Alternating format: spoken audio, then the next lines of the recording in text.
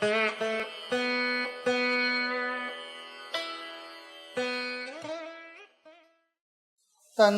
தாயும் நீ என்னுயிர் துணையும் நீ சஞ்சலமது தீர்க்க வந்த தேசிக வடிவும் நீ உனையலால் மற்றொரு துணை காணேன் அந்த மாதியும் அளப்பரும் ஜோதியே ஆதியே அடியார் தம் சிந்தை மேவிய தாயுமானவன் எனும் சிறகிரி பெருமானே ஆதியந்தம் காட்டாத முதலாய் எம்மை அடிமைக்கா வளர்த்து எடுத்த அன்னை போல நீதி பெரும் குருவாகி மனம் வாக்கு எட்டா நிச்சயமாய் சொச்சமதாய் நிமலமாகி வாதமிடும் சமய நெறிக்கு அரியதாகி மௌனத்தோர் பால்வெளியாய் வயங்கா நின்ற ஜோதியை என் உயிர் துணையை நாடி கண்ணீர் சொரிய இருகரம் குவித்து தொழுதல் செய்வாம் அகர உயிர் எழுத்து அனைத்துமாகி வேறாய் அமர்ந்ததென அகிலாண்டம் அனைத்துமாகி பகர்வனையெல்லாமாகி அல்லதாகி பரமாகி சொல்லறிய பான்மையாகி துகளறு சங்கற்ப விகற்பங்கள் எல்லாம் தோயாத அறிவாகி சுத்தமாகி நிகரில் பசுபதியான பொருளை நாடி நெட்டுயிர்த்து பேரன்பாள் நினைதல் செய்வாம் சிராப்பள்ளி மலைமேவும் தட்சிணாமூர்த்தி அருள் நல்க பெற்று பராபரமும் எந்நாளும் பைங்கிளியும் பலபாவும் பாடி பாடி தராதள மானிடர்க்கெல்லாம் தன்னமிர்தாய் தந்தருளும் தாயுமான நிராமயனார் அருள் பெரிய கவிதையினால்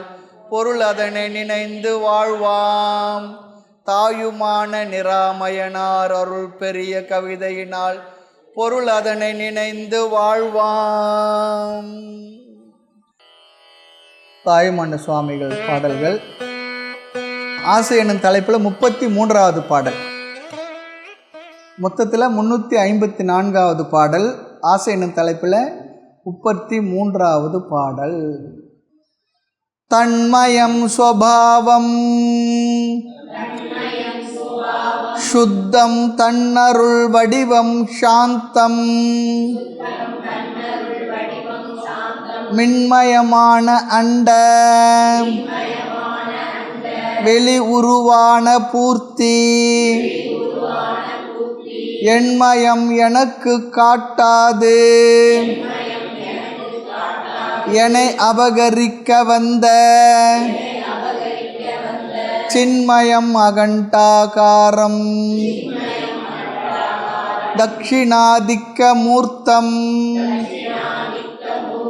தன்மயம் ஸ்வபாவம் சுத்தம் தன்னருள் வடிவம் சாந்தம்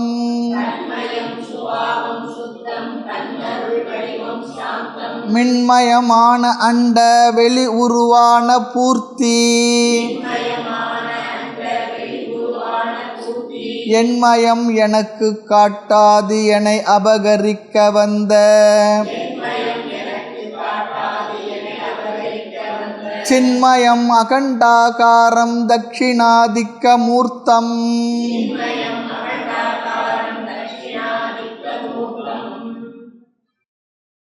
தாயுமான சுவாமிகள் இந்த பாடலில் என் தனித்தன்மையை நீக்கி தன்மயமாக்கி அப்படி என்னை செய்தது எதுவென்றால் தட்சிணாமூர்த்தம் சொல்கிறார்.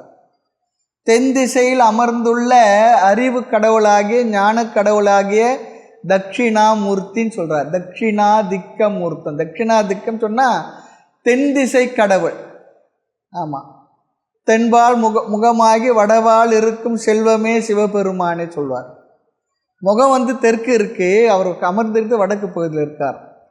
தென் திசை கடவுள் அல்லது ஞான கடவுள். தட்சிணாமூர்த்தினா அறிவு கடவுள் சொல்லி பேர். இந்த தட்சிணாமூர்த்திக்கும் குரு பயிற்சிக்கும் சம்பந்தம் இல்லை.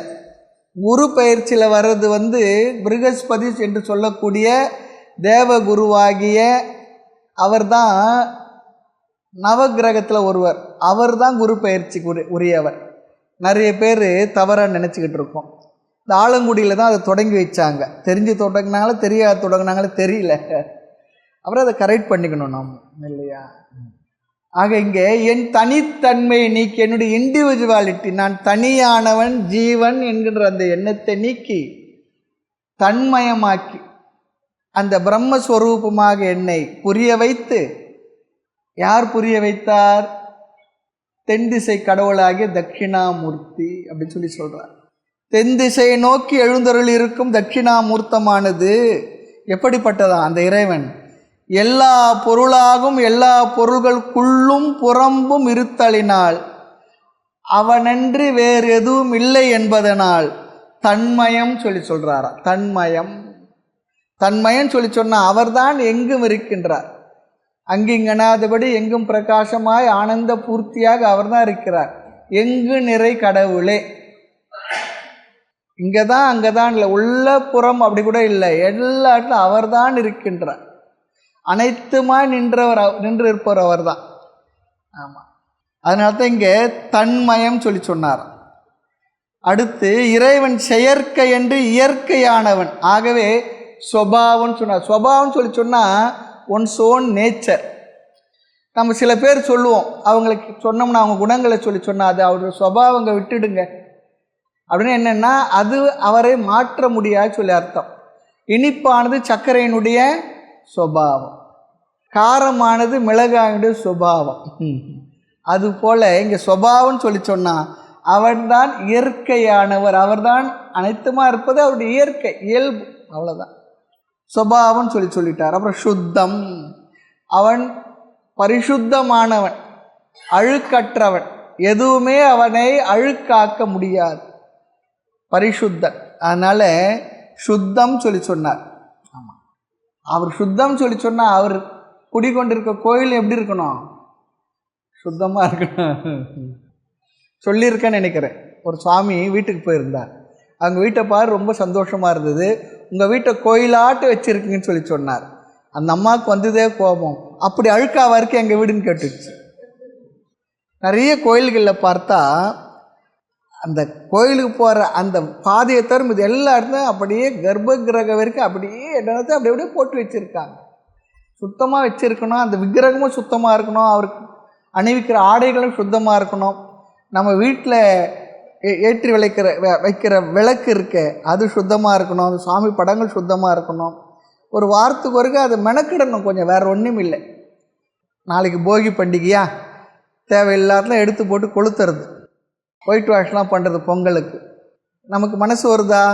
தேவையில்லாதலாம் அடைச்சி வச்சுருப்போம், அது எப்போவாவது தேவை இருக்குன்னு அப்படியே வச்சுருப்போம். அடிக்கடி சுத்தம் பண்ணிக்கணும் வீட்டை. ஒயிட் வாஷ் பண்ணும்போது சில பொருள்லாம் எடுத்து வெளியே வச்சுருப்போம், பிரித்து வைக்கும்போது இதெல்லாம் வேண்டாம் தேவையில்லைன்னு சொல்லி நினைப்போம்.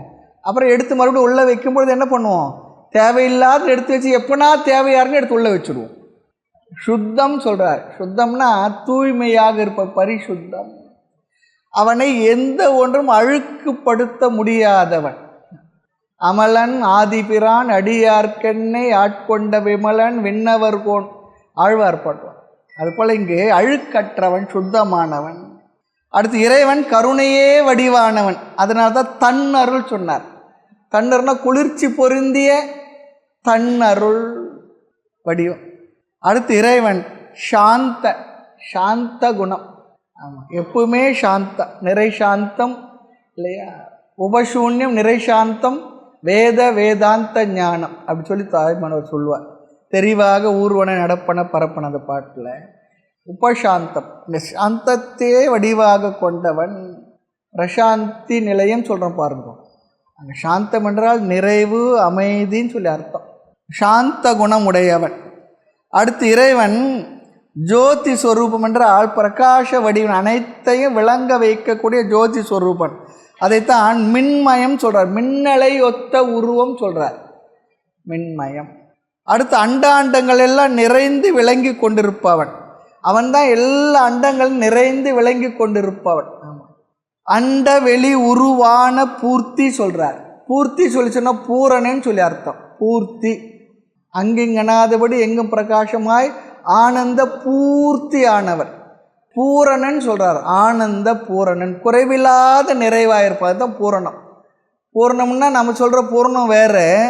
இந்த பூரணன் என்பது முழுமையானவன், நிறைவானத பூர்த்தின்னு சொல்லி சொல்கிறார். எல்லா அண்டங்களிலும் அண்ட சராச்சரங்கள் அவனே பூர்ணனாக நிறைந்து இருக்கின்றார். ஆதலின் இங்கே அண்ட வெளி உருவான பூர்த்தி எல்லாம் சாஸ்திர வார்த்தைகள் கருத்துக்களை தான் இங்கே அழகாக சொல்கிறார். இறைவனுடைய இலக்கணங்களை லட்சணங்களை அழகாக சொல்கிறாருங்க. அடுத்து பாரு, எண்மயம். எண்மயம் சொல்கிற என் உருவத்தை அடியவனுக்கு காட்டாமல் என்னை அபகரிக்க வந்த, அதாவது நான் தனியானவன் என்று இல்லாமல் என்னை நீ முழுமையாக்க வந்த ஞானமயன் சொல்கிறார். ஞானமயன். அகண்டாக்காரன் சொல்லி சொன்னால் பரிபூர்ண நிலையை. அகண்டாக்காரன் என்றால், கண்டம் என்றால் டிவிஷன், பிளவுபட்டது. அகண்டம் என்றால் பிளவுபடாதது. பிளவுபடாதது என்ன? முழுமையானது, பூர்ணமானது. அதுதாங்க பரிபூர்ண நிலை தான் அகண்டாக்காரன் சொல்கிறார். சின்மயம் சொல்லி சொன்னால் அறிவு வடிவினன், சித் ஸ்வரூபம்.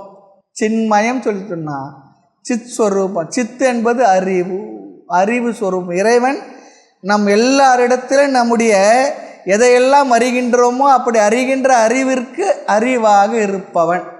நான் எதையெல்லாம் அறிகின்றோமோ அதெல்லாம் அறிவித்து கொண்டிருப்பது எதுவோ அதற்கு பெயர் அறிவுன்னு சொல்லி சொல்கிறோம்.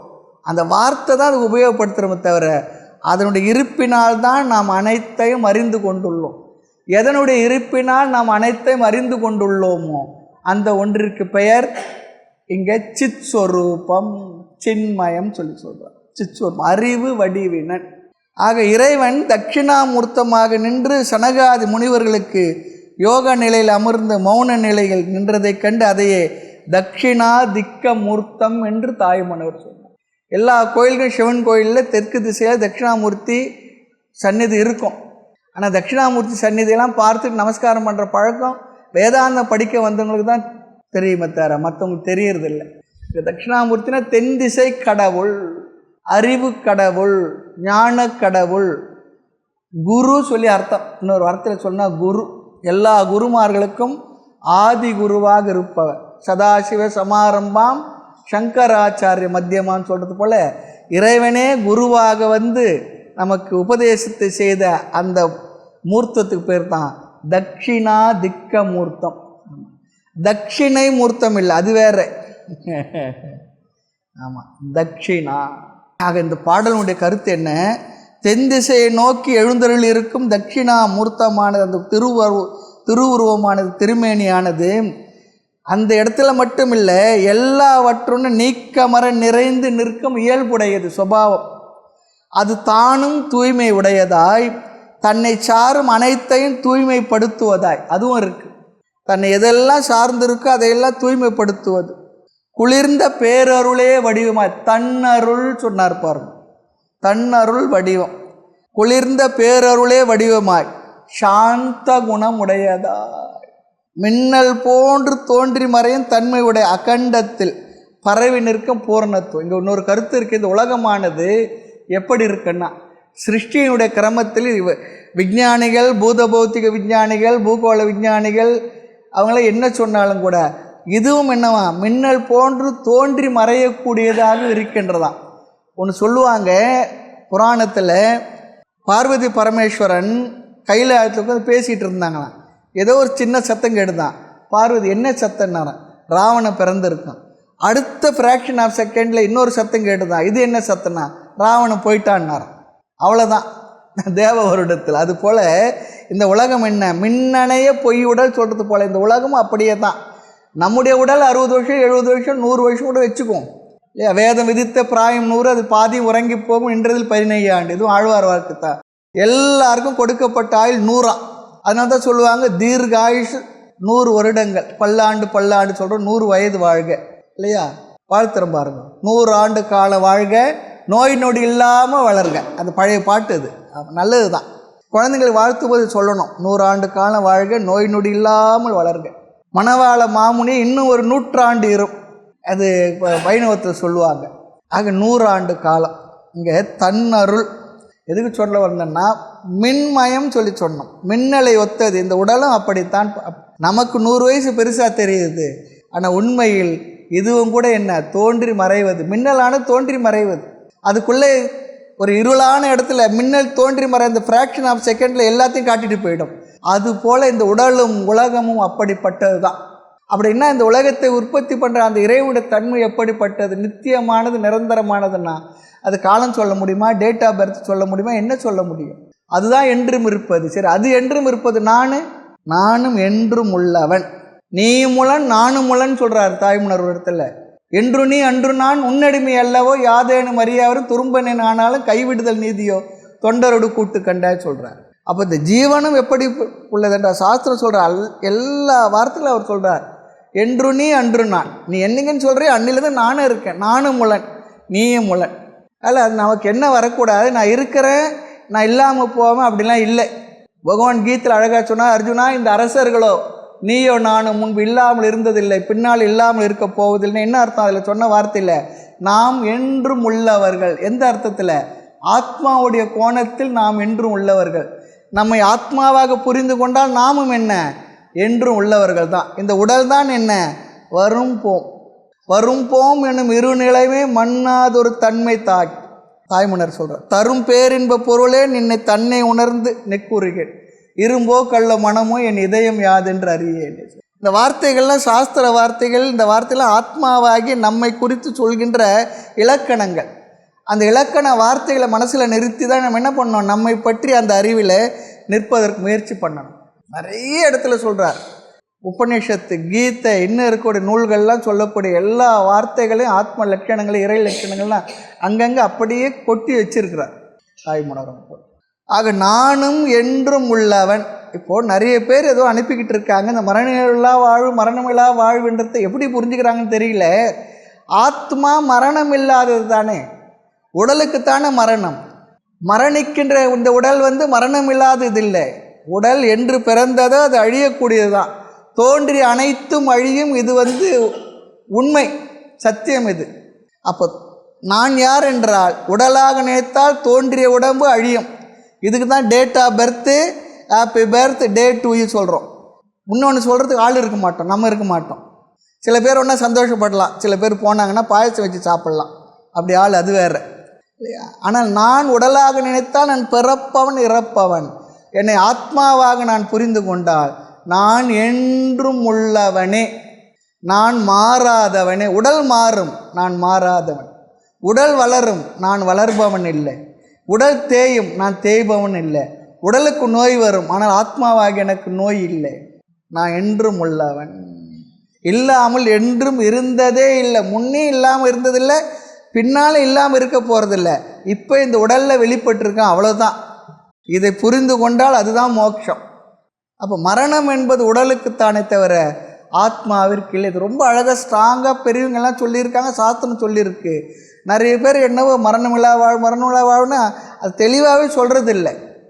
நான் நிரந்தரமானவன், அழிவதில்லை, எந்த நிலையில் எனக்கு மரணம் உடலுக்கு தான். மனசுக்கு கூட மரணம் இல்லை. முக்தி நிலையை புரிந்து கொள்கின்ற வரை மனசுக்கு கூட மரணம் இல்லை. அதுதான் ட்ராவல் பண்ணுறது ஜென்மாந்திரமாக. ஞான நிலையில் தான், நான் ஆத்மாண்டு புரிந்த ஞான நிஷ்டையில தான் பிராரப்த முடிவில் அவனுக்கு ஆகாமையும் இல்லை, சஞ்சிதமானது ஞானத்தினால் எரிக்கப்பட்டு விடுகின்றது. அப்போ தான் மனசு என்ன பண்ணுறது, இந்த ஸ்தூல உடல் எல்லாம் விதேக முக்தியில் ஸ்தூல பஞ்சபூதத்தோடு கலந்துடுது. சூக்ஷ்ம பஞ்சபூதத்துலேருந்து அந்த அந்த கரணம் இந்திரியங்களெல்லாம் சூக்ஷ்ம பஞ்சபூதத்தோடு கலந்துடுது. அப்புறம் அவனுக்கு பிறவி எடுக்கிறதுக்கு கர்மாவும் இல்லை, ஒன்றும் இல்லை. அதனால தான் விதேக முக்தி அதை சொல்கிறோம்.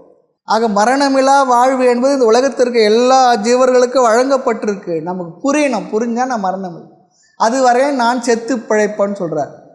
நித்திரையில் பார்த்த உடல் நேரும் உடலுக்கு, நித்திரையில் பார்த்த உடல் நேரும் உடலுக்கு இச்சையா சுத்தர்களே நல்ல துறவர். தூங்கி எந்திரிக்கிறது போல தான், உறக்கத்தை போல தான் பிறப்பு, அதாவது இறப்பு, விழிப்பை போல தான் பிறப்பு. இது உடலுக்கு தான், ஆத்மாவாகி எனக்கு இல்லை. அது புரியணும். சாஸ்திரம் படிக்கிறோம், உபநிஷத் படிக்கிறோம், தாய்மன்னர் படிக்கிறோம். நான் புரிந்து கொள்ள வேண்டியது, எனக்கும் மரணமில்லா பெருவாழ்வு உண்டு. நிறைய பேர் என்னென்னோ அனுப்புகிறாங்க. இப்போ சமீபத்தில் ஒரு வாரமாக ஒருத்தர் சில பேர் இது ஏதோ பார்த்துக்கிட்டு இருக்கு. அதனால் சொல்கிறேன், இதை யாரெல்லாம் சொல்ல வேண்டாம். மரணமில்லா பெருவாழ்வு வாழ்ந்திடலாம் கண்டீர், பொய்யுரையேன் புனைந்துரையேன் சத்தியம் சொல்கின்றேன். பொற்சபையில் சிற்சபையில் புகுந்தருணம் இதுவே.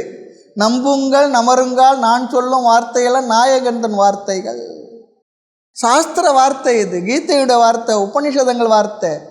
ஆமாம், தாய்மணரும் சொல்கிறார். ஆகினால மரணம் என்பது எனக்கு இல்லை. எனக்குன்னா என்ன?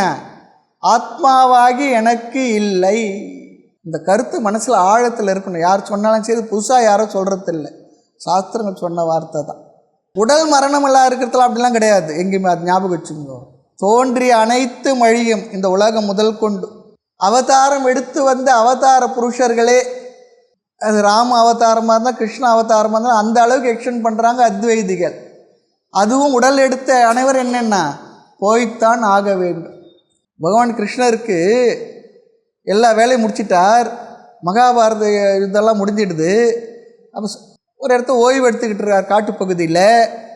அப்போ அவர் உத்தவர் அவருடைய நண்பர் கூட இருக்கார். தேவர்கள்லாம் வர்றாங்க, பகவானை நமஸ்காரம் பண்ணுறாங்க.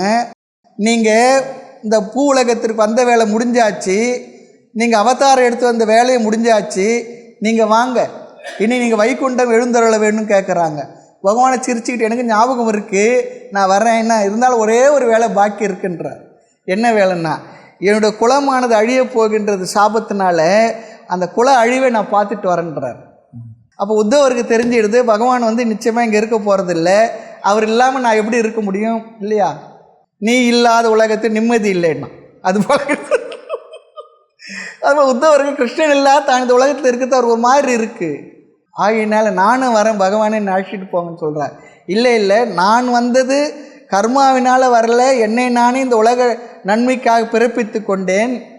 நீ உன்னுடைய பிராரப்தத்தினால் வந்திருக்க, உனக்கு இன்னும் கொஞ்சம் வேலை இருக்குது, பிராரப்தம் முடிஞ்ச பிற்பாடு தான் வரணும்.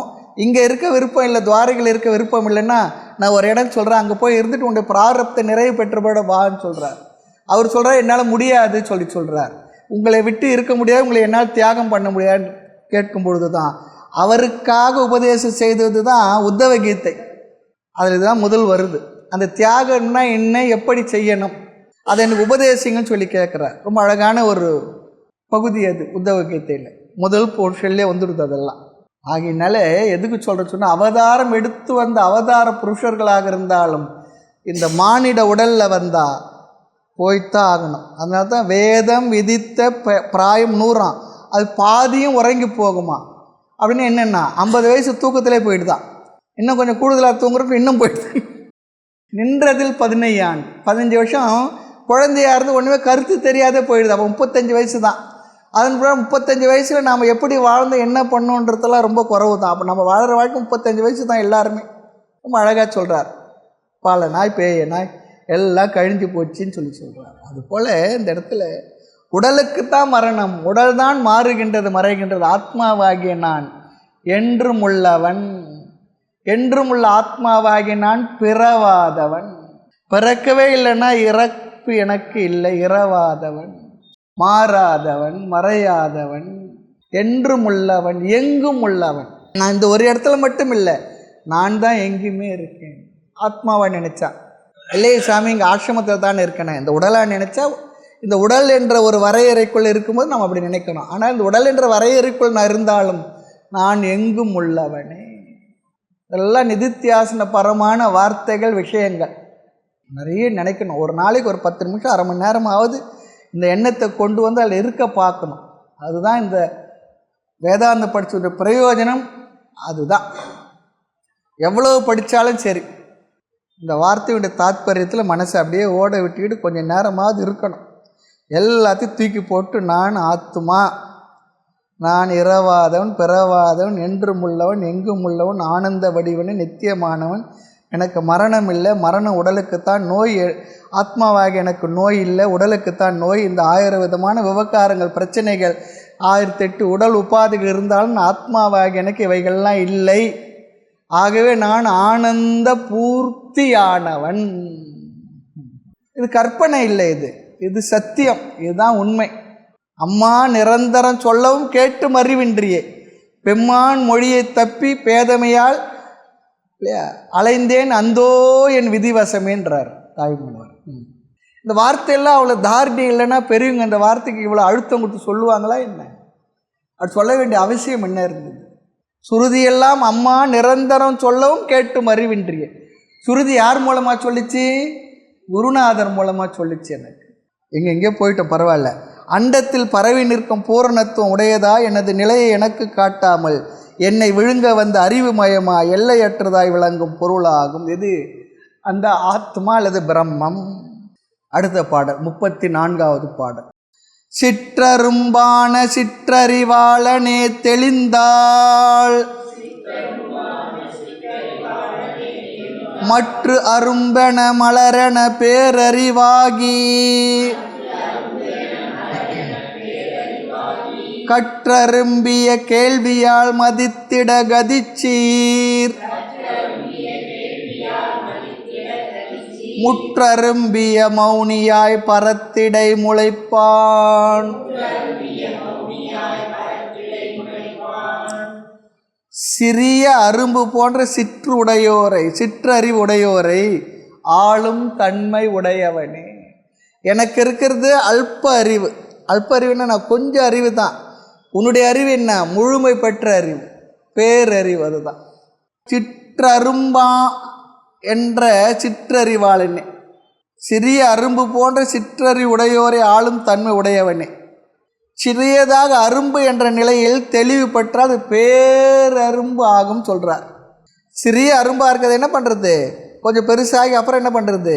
முற்று அரும்பிய நன்கு மலர்கின்றது. அதுபோல் நான் சிற்றறிவாக இருக்கின்றேன். உன்னை சார்ந்து குருவுடைய உபதேசத்தினால் சாஸ்திர ஞானத்தினால் பேரரும்பாகி நான் இந்த உடலில் வெளிப்படுகின்ற மனித சரீரத்தை வெளிப்படும்போது என்னுடைய அறிவு சிற்றறிவு தான். ஆனால் நான் எப்படிப்பட்டவன்? பிரம்மமாக என்னை உணரும் பொழுது நானே அந்த பேரறிவாளன், பேரரும்பாகும் சொல்கிறார். சின்ன அரும்பு பேரரும்பாகு, பெரிய அரும்பாகு பிற்பாடு மலர் என பேரறிவாகும். சிற்றரும்பான சிற்றறிவாளனே தெளிந்தால் மற்ற அரும்பென மலரென பேரறிவாகி. மலர உதாரணம் சொல்ல, அதுபோல் நானும் என்ன பேரறிவானவன். எப்படி எனக்கு பேரறிவு வருகின்றது சொல்கிறார். கற்க வேண்டியவற்றை கற்று கேட்க வேண்டியவற்றை கேட்டால் பலரும் மதிக்குமாறு நற்கதி அடைய தேவையான நற்குணங்கள் அனைத்தையும் பெறலாம். கற்க வேண்டியதை கற்று, கற்க கசடர கற்பவை கற்ற பின் நிற்க அதற்கு தக. இந்த பாட்டு ரொம்ப அருமையான பாடலுங்க. ஸ்ரவண மனன நிதித்தியாசனம் என்ற ஞான யோகத்தை அதில் அழகாக வச்சுட்டார். வெளியே எங்கேயும் தேட வேண்டியதில்லை. கற்க கற்பவை கற்க, கசடர கற்க, தெளிவாக சந்தேகம் இல்லாத படிச்சுக்கோ, தான் மனனம். நிற்க அதற்கு தக ஞான நிஷ்டை நிதித்தியாசனத்தை அழகாக சொல்லிட்டார். ஸ்ரவண மனன நிதித்தியாசனத்தை ஒரே பாட்டை சொல்லிட்டார். அருமையான பாடல். கற்க கசடர கற்க நிற்க அதற்கு தக, விற்க எடற்கு தக இல்லை. ஸ்ரவண மனனத்தை நிதித்தியாசனத்தை அழகாக சொன்ன ஒரு பாடல் ஞான யோகத்துக்கு கரெக்டாக பொருந்து வருது. கற்க கசடு அற கற்க, சந்தேகம் இல்லை ஐயம் திரிபற கற்க, சந்தேகம் இல்லாமல் தெளிவாக கற்க. அப்புறம் என்ன? நிற்க. உன்னை நீ என்னவாக புரிந்து கொண்டாயோ குருவானவர் தத்துவமசி சொல்லி கொடுத்துட்டார். அப்புறம் என்ன கேட்டார்? நீ என்னவா இருக்கன்னு சொல்லி கேட்டார். நானும் என்ன சொல்லிட்டேன்? அகம் பிரம்ம அஸ்மின்னு சொல்லிட்டேன். அதுபடி நிற்க, அந்த அறிவுப்படி நில்லு, அந்த அறிவில் நில்லு. அதுதான் இங்கே ரொம்ப அழகான பாடல். அது ஞாபகம் வந்தது. கேட்க வேண்டியதை கேட்டால் நான் யார் என்ன என்பதை தெளிவாக தெரிந்து கொண்டார். கற்க வேண்டியதை கற்று கேட்க வேண்டியதை கேட்டால் பலரும் மதிக்குமார் எவருமாம் என்னை மதிக்கவே. வேற ஒரு இடத்த சொல்லுவார், எவருமாம் என்னை மதிக்கவே. என்னென்னா நல்ல ஒரு மகாத்மா ஞானியாக இருந்தால் இதெல்லாம் உலகத்தை ஒரு பார்வையில் மதிக்கிறது மதிக்காததெல்லாம். ஆமாம், வாழ்வெனமும் தாழ்வெனமும் இரண்டா பேசும் வையகத்தார் கனமயக்கமான பாழ்வளையே கிழித்துதறி செயல் போய் வாழ பரமே நின் ஆனந்த பார்வை எங்கேன்னு சொன்ன தாய்மானவர். மற்றவங்களாம் என்னை மதிக்கணும்னு சொல்கிறது ஒரு சாதாரண உலக வழக்கில் சொல்கிற வார்த்தை. உலகத்தவர் வாழ்வு தாழ்வுன்னு தான் உலகத்தவர் பார்வையில். எனக்கு அதெல்லாம் இல்லை, அந்த எண்ணமும் இல்லை. யாருன்னா மதிக்கட்டும் மதிக்காத போட்டோம். அதுக்காக நான் எப்படி இருப்பேன்னா மற்றவங்க மதிக்கணுன்றதுக்கோ மதிக்காமல் போகிறதுக்கோ நான் வாழலை. நான் எனக்காக வாழ்ந்து ஞானத்தை பெற்று குருவிடத்தில் உபதேசத்தை கேட்டு சந்தேகம் தெளிவர நன்கு புரிந்து கொண்டு அந்த அறிவிலேயே நிற்பது. நின்றால் தெரியும் எனவே சொன்னார். அன்றென்று மாமென்று உண்டோ உனக்கு ஆனந்தம் வேண்டி அறிவாகி சற்றே நின்றால் தெரியும் எனவே. மறை நீதி எம்மாதி நிகழ்த்தினான் தோழி. யார் சொன்னது? மறை நீதி வேத உபனிஷதங்கள் எம்மாதி குருநாதர் நிகழ்த்தினான் தோழி எனக்கு சொல்லி கொடுத்தார். தாய்மொழியோட கடைசி பாடல். ஆக அதோடு கூட தேவையான நற்குணங்கள் அனைத்தையும் பெறலாம். குணங்கள் நிறைய பேருக்கு ஆன்மீகமாக இருக்கிறது வேறு, நல்ல குணங்களோடு கூடியவனாக வாழறது வேறு நினைக்கிறாங்க. ஆனால் பகவான் 13வது அத்தியாயத்தில் க்ஷேத்திரஜ்ஞ விபாக யோகத்தை பார்த்துருக்கின்றோம். 7வது ஸ்லோகத்துக்கு 11வது ஸ்லோகம் வரை பார்த்ததில் ரொம்ப அருமையான ஒரு முகவுரை. நிறைய பண்புகளை 20 விதமான பண்புகளை சொல்லியிருக்கு. அமானித்துவம், அதம்பித்துவம், அகிம்சா, சாந்தி, ஆர்ஜவத்தில் அங்கே பார்த்துருக்குறோம். ஒரு ஆன்மீகவாதிக்கு குணங்களும் முக்கியம். அவன் நல்ல ஆன்மீகவாதின்னா குணக்குன்றாக இருப்பான் என்பது அர்த்தம். ஆனால் இன்றைக்கி அப்படிலாம் இல்லை, அது வேறையாக இருக்குது. அதனால தான் பகவான் குணங்களை நிறைய சொல்கிறார். தெய்வாசுர சம்பத் விபாக யோகத்தில் தெய்வீக குணங்களாக ஒரு 26 சொல்கிறார், அசுர குணங்களாக சிலதையும் சொல்கிறார், மறுபடியும் கூட சொல்கிறார். ஆத்ம ஞானத்தை மட்டும் போதிக்கு வந்த பகவான் எதுக்கு இந்த குணங்களை பற்றி சொல்லணும்? ரொம்ப சிந்திக்கணும் இல்லையா? முடிந்த வரையிலும் அதுதான். அது மற்றவங்களுக்காக இல்லை, எனக்காக. இந்த வாழ்க்கைக்குள்ளே வந்துட்டோம்னா நம்மளால் வேறு மாதிரி இருக்க முடியாது. அதுக்காக கிரகஸ்தர்களாக இருந்தால் அவர்களுக்குரிய சில விதமான கடமைகளோடு கூட வாழணும். கடினம்தான் இருந்தாலும் கூட அதெல்லாம் இங்கே சொல்கிறார். ரொம்ப அழகாக சொல்கிறார் பார். நற்கதி அடைய தேவையான நற்குணங்கள் அனைத்தையும் பெறலாம். சிற்றரும்பன சிற்றறிவாளனே தெளிந்தால் மற்றரும்பன மலரென பேரறிவாகி கற்றரும்பிய கேள்வியால் மதித்திட கதிச்சீர் முற்றரும்பிய மௌனியாய் பரத்திடை முளைப்பான். ஞானம் நம்முள்ள நிஷ்டையாகிட்டா நம்ம என்ன ஆகும்? மௌனியாய். மௌன தேசிகன் உபதேசித்த அந்த ஞானம் நம்முள்ள நன்கு நிஷ்டையானால் நாமும் என்ன ஆகிடுறோம்? மௌனம். மௌனம் நம்மளை குடிக்கொண்டுடும். மௌனம் என்பது ஞான வரம்பு சொல்ல. ஞானத்தினுடைய அடையாள வெளிப்பாடு அளவு என்ன, ஸ்கேல் என்னென்னா மௌனம். மௌனியாய் பேசா நிலை பெற்று பரம்பொருளிடம் நாம் சென்று சேரலான்னு சொல்கிறார். சென்று சேர்றதெல்லாம் இல்லை. எங்கே போய் சேர்றது? அதுவாக தானே இருக்கேன், அப்புறம் எங்கே போய் சேர்றது? அதுவாக தான் இருக்கேன் நான். ரொம்ப அழகாக சொல்கிறார். அற்ப அறிவுடைய என்னை ஆச்சாரியர் அருளாலும் ஞான நூல் ஆராய்ச்சியாலும் சர்வஜன் ஆவான். இப்போ அல்பஜன், நான் சர்வஜன் அப்படின்னா என்ன அர்த்தம்? அந்த பிரம்மமாக தன்னை உணரும் பொழுது, அதுவாக நான் புரியும் பொழுது அதனுடைய தன்மைகள்லாம் எனக்கும் உள்ளது. அதுதான் இங்கே சர்வஜன் சொல்கிறார். 35வது பாடல். மயக்கு சிந்தனை தெளிவன இருநெறி வகுப்பாள் நயக்கும் ஒன்றன் பால் ஒன்றிலை எனல் நல வழக்கே இயக்கமுற்றிடும் மயக்கத்தில் தெளிவுறல் இனிதாம் பயக்க வல்லதோர் தெளிவுடை அவர்க்கு எய்தல் பண்போ. மயக்கு சிந்தனை தெளிவென இருநெறி வகுப்பாள் நயக்கும் ஒன்றன் பால் ஒன்றிலை எனல் நல வழக்கே இயக்கம் உற்றிடும் மயக்கத்தில் தெளிவுறல் இனிதாம்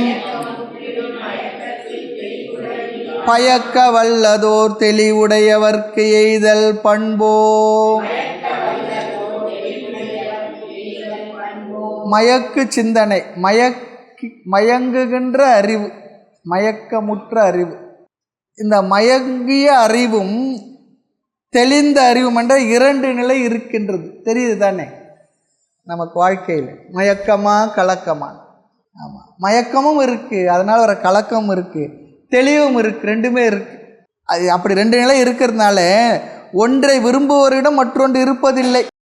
அதான் சொல்கிறேன். மயக்கு சிந்தனை தெளிவென இருநெறி வகுப்பால் 2 நெறி இருக்குது. நயக்கும் ஒன்றன்பால் ஒன்றிலை என நல வழக்கே. ஒன்று மயக்கமாக இருக்கணும், தெளிவாக இருக்கணும். மயக்கமாக இருக்கும், தெளிவாக இருக்குன்னு சொல்ல முடியாது. 2ம் இருக்குது. அதுதான் சொல்கிறார். அப்படி இருப்பதால் ஒன்றை விரும்புவோரிடத்தில் ஒன்று மற்றொன்று இருப்பதில்லை. இது உலக வழக்கம்தான். ரொம்ப சாதாரண சொல்லணும். சில நேரத்தில் ஆமாம்மா இதெல்லாம் சகஜம், உலகத்தில் இருக்கிறது தானே, சரி அப்படி சொல்லி கடந்து போய்ட்றோம் பாருங்க. இங்கே மயக்கமும் இருக்குது, தெளிவும் இருக்குது. இது உலக வழக்கம்தான். மயக்க உணர்வில் சஞ்சரித்து பின்னர் தெளிவு பெறுதல் இனிமை உடையது சொல்கிறார். அதுக்காக மயக்கத்திலே இருந்துடாத, தெளிவு பெற்றுக்கொள் சொல்கிறார். தெளிவு குரு சிந்தித்த. ஆமாம், குரு சிந்தித்தல்னா என்ன? அவருடைய தன்மை, அவர் சொல்கிற வார்த்தையெல்லாம் தெளிவு, குரு வார்த்தை கேட்ட. அதுபோல் மயக்கத்தில் இருக்கிறது பெரிய தப்பு இல்லை, அதில் தெளிவும் பெற வேண்டும் சொல்கிறார். அந்த மயக்க உணர்வில் சஞ்சரித்து பின்னர் தெளிவு பெறுதல் இனிமை உடையது. நமக்கே அதில் சந்தோஷமாக இருக்கும். முதலாம் வேறு மாதிரி இருந்திருப்போம். இந்த அறிவு வந்த ஒரு பாடு நம்ம மனதில் ஏற்பட்ட ஒரு புரிதலினால ஃப்ரீயாக நம்ம ஃபீல் பண்ணுவோம் இல்லையா? எல்லாருக்குமே அப்படி தாங்க வாழ்க்கையில். ஒரு விஷயத்தை பற்றி தெளிவாக புரியாததுனால ரொம்ப நாம ஸ்ட்ரகிள் பண்ணிக்கிட்டு இருப்போம். பிற்பாடு நம்ம ஒரு கிளாரிட்டி வந்ததுன்னா அப்போ மனசு எப்படி இருக்குது பாருங்கள்.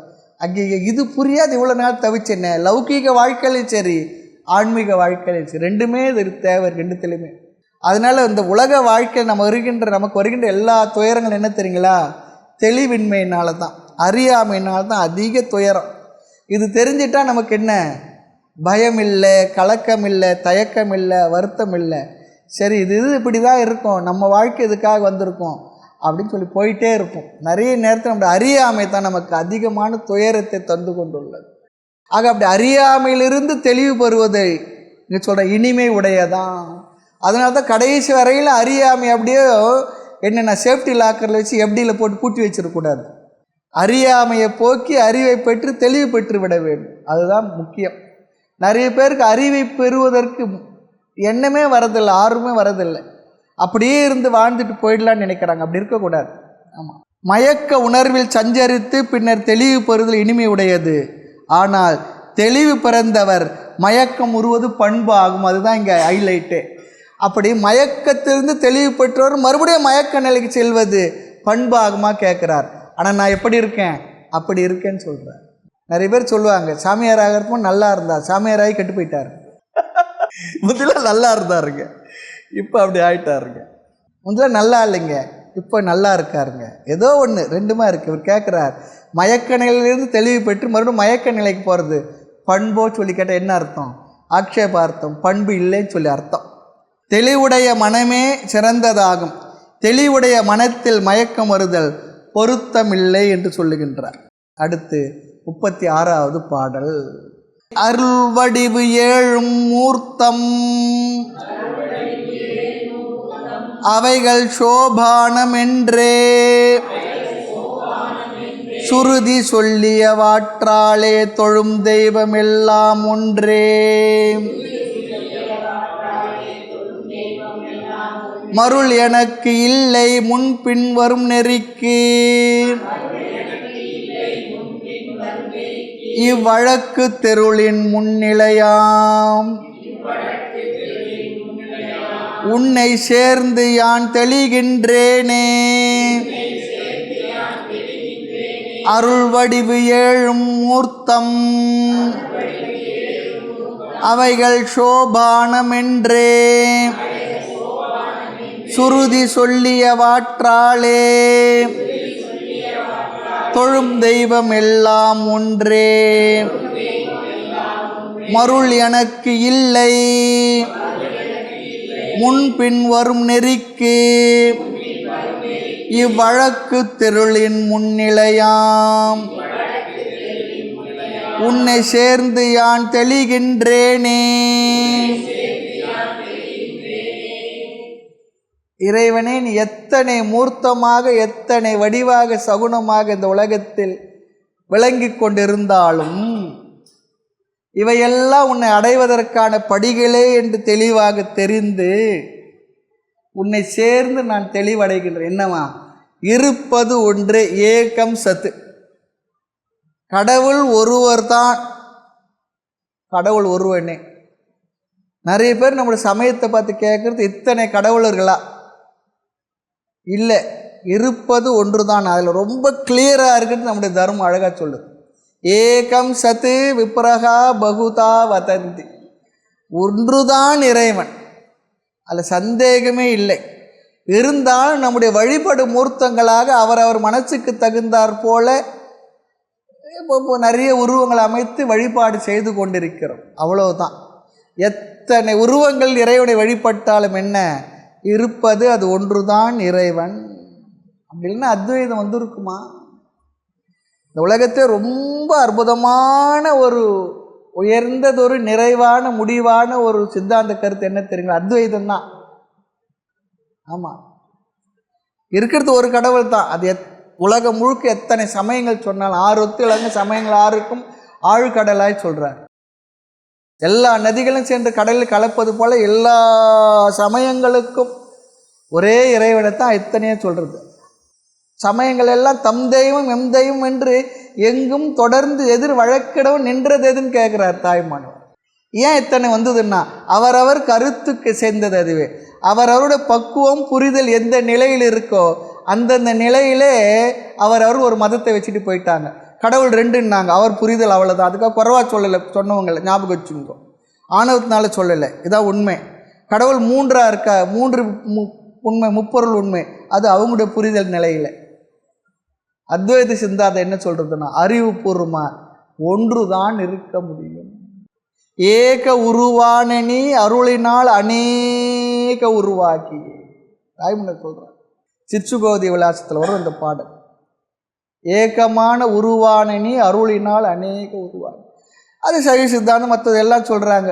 இந்த உயிர்களுக்கு தனு கரண புவன போகங்களை கொடுப்பதற்காக இந்த உலகத்தை படைத்து உயிருடைய கர்மாவை தீர்ப்பதற்காக இந்த உலகத்தை படைத்தார். இந்த தொழும் தெய்வம் எல்லாம் ஒன்றேன்னு சொல்கிறார்.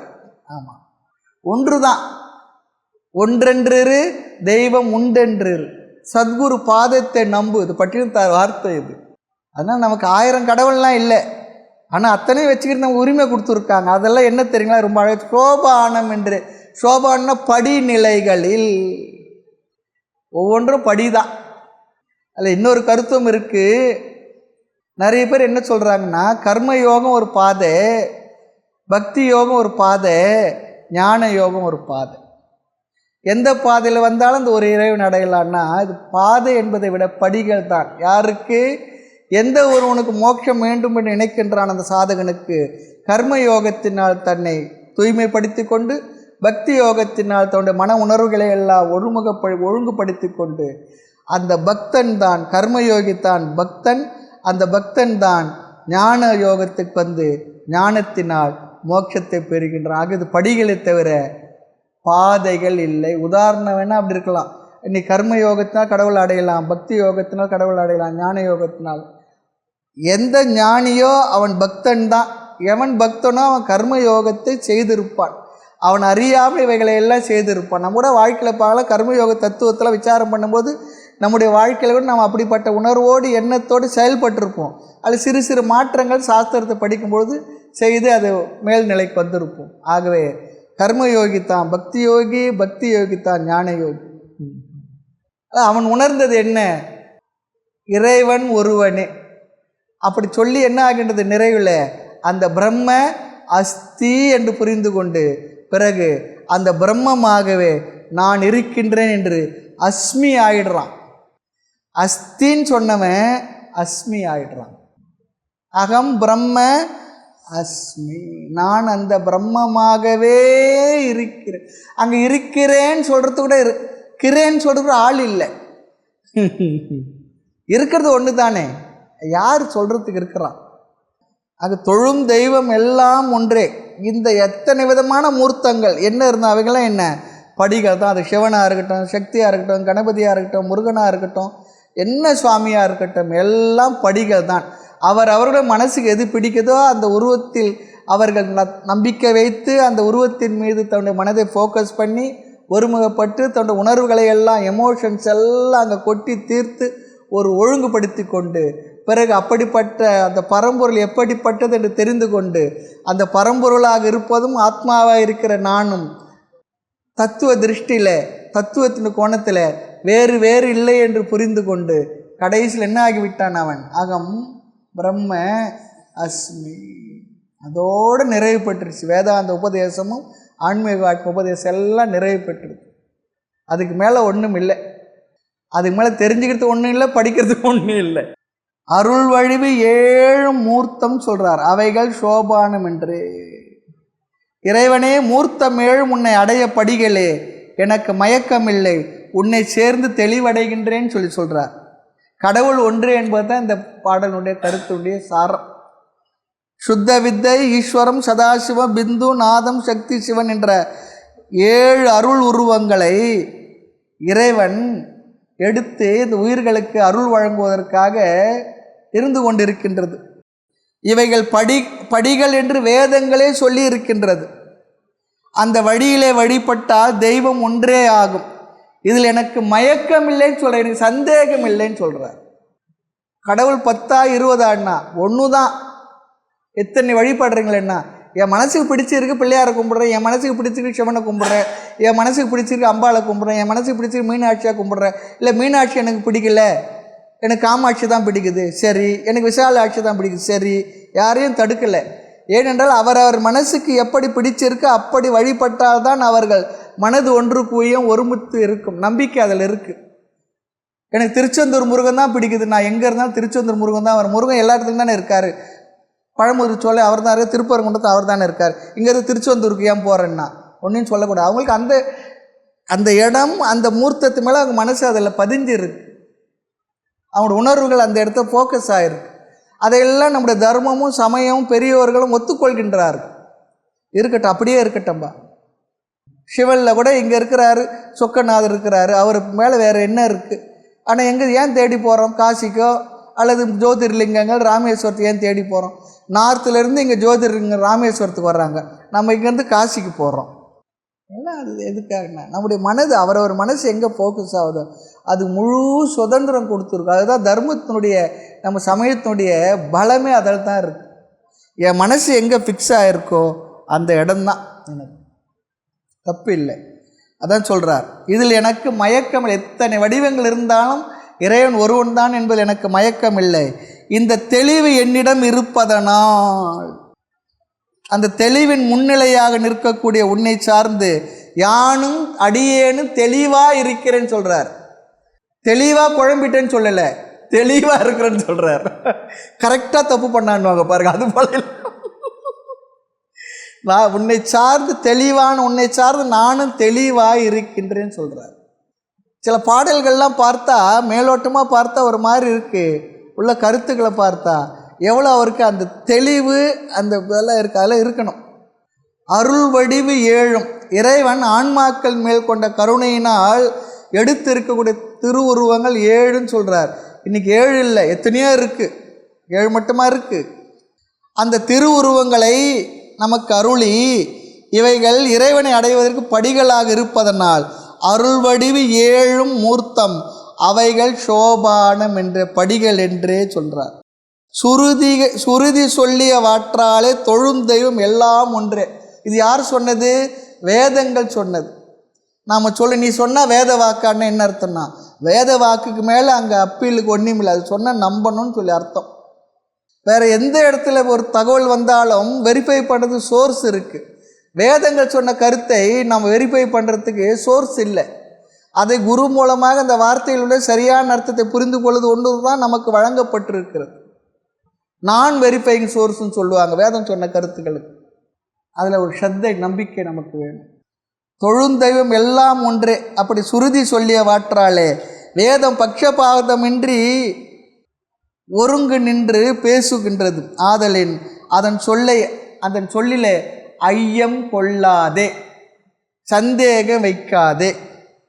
தொழும் தெய்வம் எல்லாம் ஒன்றே என்று நான் தெளிவாக புரிந்து கொண்டேன், தேர்ந்து கொண்டேன்.